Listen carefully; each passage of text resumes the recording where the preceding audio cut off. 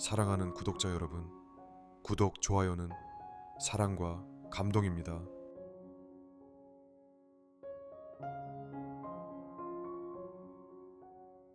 제목: 루체른의 신비한 바이올린. 2001년 가을, 스위스의 아름다운 도시 루체른. 호수와 산이 어우러진 이곳은 여행객들로 늘 활기가 넘쳤다.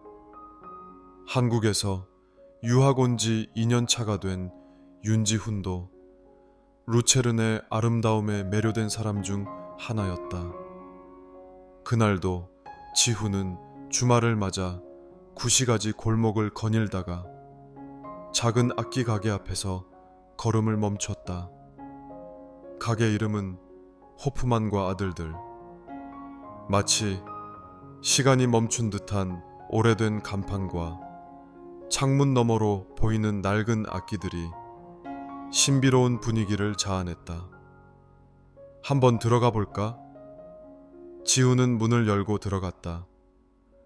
가게 안은 오래된 나무 냄새와 함께 약간의 먼지가 쌓인 듯한 느낌이 들었지만 벽을 따라 줄지어 걸린 바이올린과 첼로는 여전히 아름다웠다. 어서 오세요.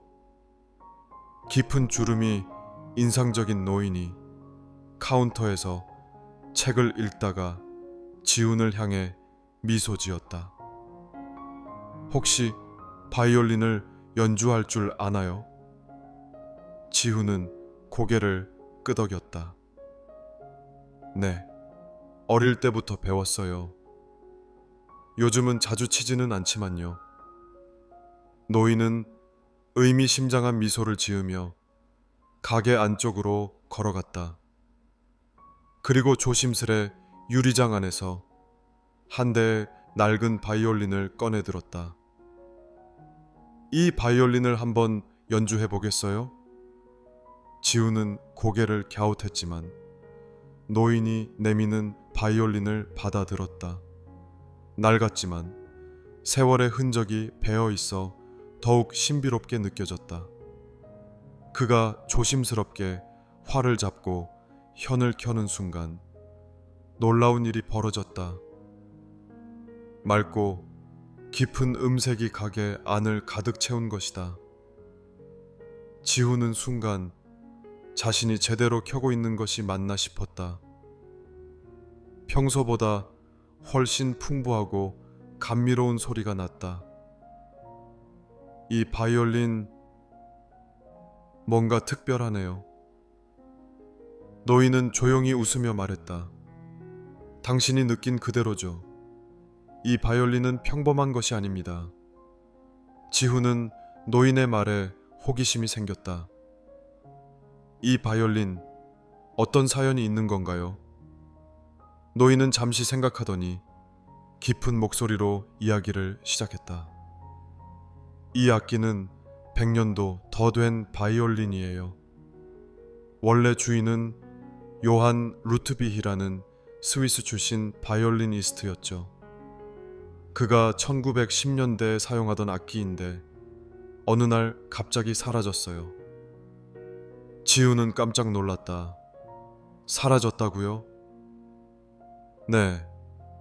1914년 어느 가을날 밤 연주회를 마치고 귀가하던 중 흔적도 없이 사라졌어요. 경찰도 찾지 못했고 결국 그는 실종자로 기록됐죠. 그런데 이상한 일이 있었어요. 노인은 창밖으로 루체른 호수를 바라보며 말을 이었다.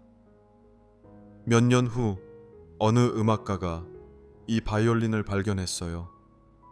그런데 이상하게도 그가 이 바이올린을 연주하면 요한의 연주 스타일이 그대로 살아났다고 합니다. 지훈은 등골이 오싹해졌다. 그럼 이 바이올린에는 그 사람이 담겨 있다는 건가요? 노인은 고개를 끄덕였다. 이 바이올린은 지금까지도 연주자의 감정을 그대로 전달하는 힘을 가지고 있어요.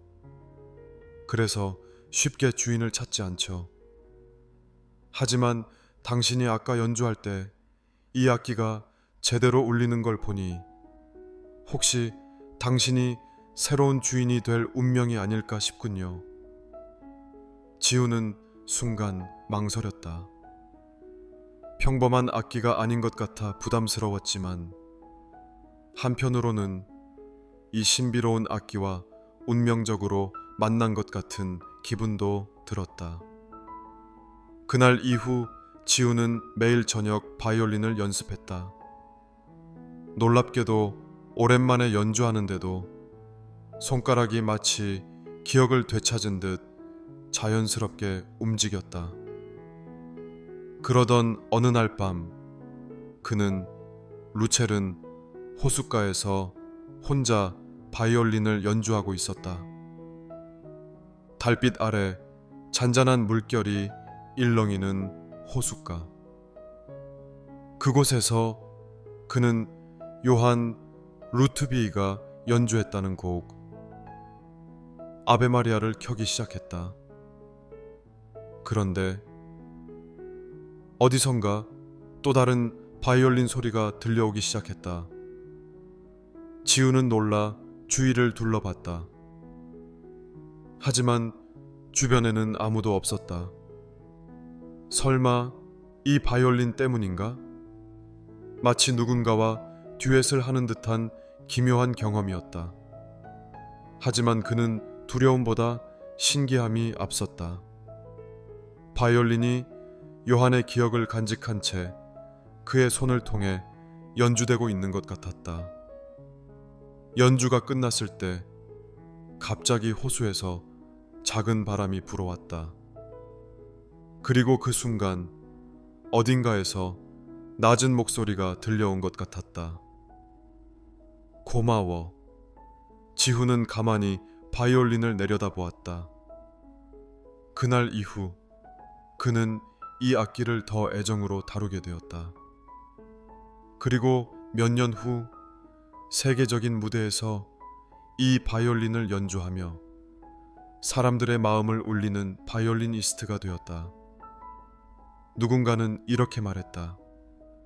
그의 연주는 마치 100년 전의 전설적인 연주자가 다시 살아난 것 같다. 그리고 지우는 그 말이 틀리지 않다는 것을 알고 있었다.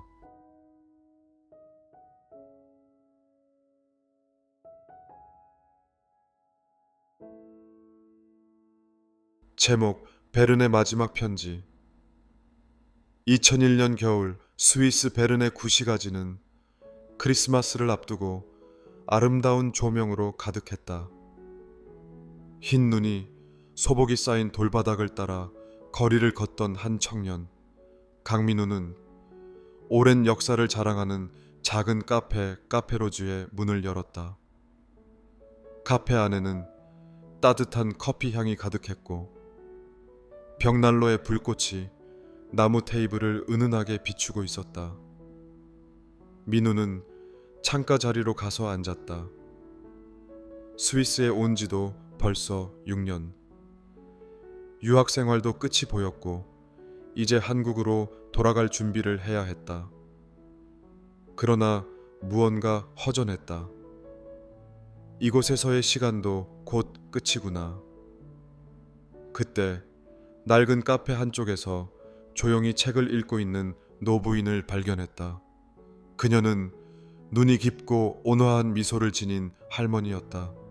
마치 시간이 멈춘 듯한 모습. 주인으로 보이는 카페 직원이 그녀에게 말했다. 헬가 할머니, 오늘도 오셨군요. 민우는 우연히 들은 그 이름에 가슴이 덜컥 내려앉았다. 헬가? 그 이름은 그가 몇 년 전 잊을 수 없는 인연을 맺었던 한 사람과 같았다. 민우가 처음 스위스에 왔던 해 그는 우연히 한 노부인을 도와준 적이 있었다.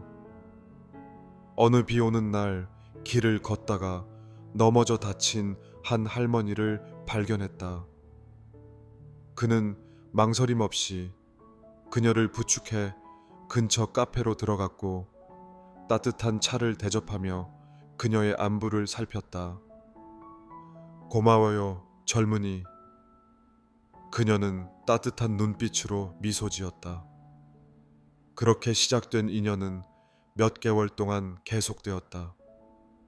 할머니는 독일어와 프랑스어를 능숙하게 구사했지만 한국어에도 관심이 많았다. 민우에게 한국어를 배우면서 자신의 젊은 시절 이야기도 들려주었다. 내 첫사랑은 한국인이었단다. 그녀는 어린아이처럼 웃으며 말했다. 1950년대 내가 처음 한국을 방문했을 때 만난 사람이었지. 그는 나에게 따뜻한 편지를 자주 써주었어. 하지만 전쟁이 나면서 결국 다시 만나지 못했어. 민우는 그 이야기에 마음이 먹먹했다. 그 후로 그 사람을 다시 찾으려고 했지만 결국 소식이 끊겼어. 그녀의 눈빛에는 깊은 그리움이 서려 있었다. 그러나 어느 날 그녀는 갑자기 카페에 나타나지 않았다. 그 후 몇 년이 지나도록 그녀의 모습은 보이지 않았고 민우는 그녀가 어디로 갔는지 알 수 없었다. 민우는 카페 주인에게 조심스럽게 물었다.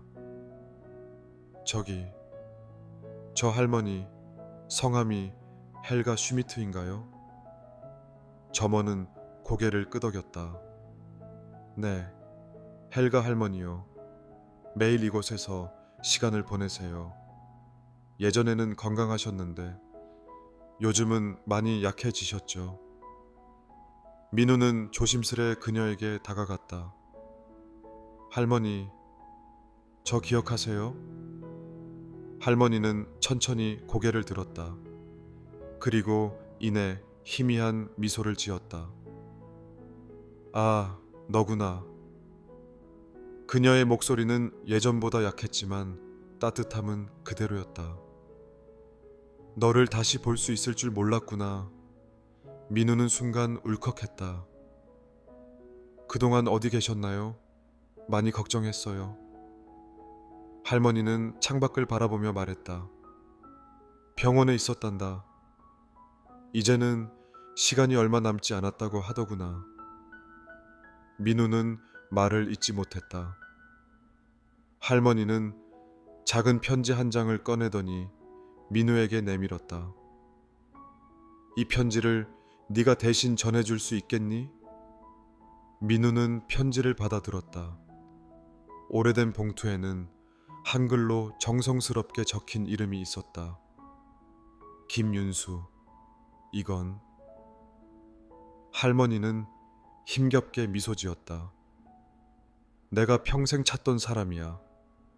만약 네가 한국으로 돌아간다면 혹시 이 편지를 그분께 전해줄 수 있을까? 민우는 단단히 고개를 끄덕였다. 꼭 전해드릴게요. 몇 달 후 민우는 한국에 돌아왔다. 그는 전국을 수소문한 끝에 김윤수라는 이름을 가진 노인을 찾아낼 수 있었다. 그는 서울의 한 작은 마을에서 조용히 살고 있었다. 민우는 떨리는 마음으로 문을 두드렸다. 누구시오? 하얀 머리의 할아버지가 문을 열었다. 민우는 조심스럽게 말했다. 스위스에서 온 편지를 전해드리러 왔습니다. 할아버지는 그 말을 듣자마자 멈춰 섰다. 그리고 떨리는 손으로 편지를 받았다. 한참 동안 봉투를 쳐다보던 그는 조용히 봉투를 열었다. 윤수야, 오래 기다리게 해서 미안해. 하지만 내 마음은 한 번도 변한 적 없단다. 그때 못다 한 말을 이제야 전할 수 있어. 사랑해. 편지를 읽던 할아버지의 눈에서 한 줄기 눈물이 흘렀다. 그는 하늘을 바라보며 조용히 속삭였다. 나도 사랑했소, 헬가. 그 순간 창밖에는 첫눈이 내리고 있었다.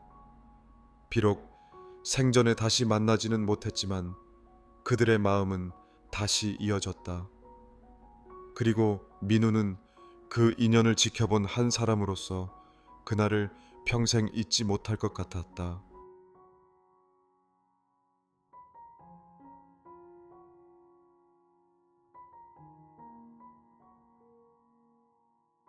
제목 알프스의 우연한 동행. 2001년 3월 스위스 인터라켄의 작은 기차역. 이른 아침인데도 플랫폼에는 여행객들로 북적였다. 어딘가 급해 보이는 사람이 있는가 하면 여유롭게 커피를 마시며 기차를 기다리는 사람들도 있었다. 그 중에서도 유난히 눈에 띄는 두 사람이 있었다. 하나는 한국에서 온 배낭여행객 정우였고, 다른 하나는 스위스 현지인으로 보이는 한 노신사였다. 정우는 배낭을 뒤적이며 무언가를 찾고 있었고, 노신사는 그런 그를 물끄러미 바라보고 있었다. 젠장, 어디 갔지? 정우는 기차표를 찾지 못해 안절부절 못했다. 어젯밤 인터라켄의 작은 숙소에서 일정을 정리하다가 책 속에 넣어 두었던 것 같은데 아무리 찾아도 보이지 않았다. 그때 노신사가 조용히 다가와 입을 열었다. 기차표를 찾고 있나요? 전구는 깜짝 놀라 노신사를 쳐다보았다. 연세가 꽤 있어 보였지만 곱슬거리는 백발과 짙은 눈썹이 인상적인 사람이었다. 네, 분명히 넣어둔 것 같은데 못 찾겠어요. 노신사는 빙그레 미소를 지으며 말했다. 혹시 당신이 어제 저녁 책을 숙소 공용 라운지에 두고 간 적 있나요? 정우는 순간 머리를 긁적였다. 분명 어제 숙소 로비에서 가이드북을 펼쳐놓고 여행 계획을 짜던 기억이 났다. 아, 혹시 그걸 주우셨나요? 노신사는 정우를 바라보며 고개를 끄덕였다. 맞아요. 나는 이 동네에서 오래 살았어요. 한국에서 온 여행객들이 가끔 숙소에 물건을 두고 가곤 하지요. 그래서 혹시나 해서 오늘 아침에 기차역에 나와 봤습니다. 그러면서 그는 가방에서 전구의 가이드북을 꺼내 건넸다. 책 사이에는 분명 정우의 기차표가 끼워져 있었다. 와, 정말 감사합니다. 정우는 기뻐하며 연신 허리를 숙여 인사했다. 노신사는 정우의 반응을 보고 껄껄 웃으며 말했다. 기차표가 없었으면 오늘 일정이 엉망이 될 뻔했네요. 그러게요. 혹시 성함이? 알렉스 슈미트입니다. 그냥 알렉스라고 부르세요. 정우는 그제야 노신사를 제대로 바라보았다. 따뜻한 미소를 가진 그는 어떤 면에서 굉장히 신뢰감이 가는 사람이었다.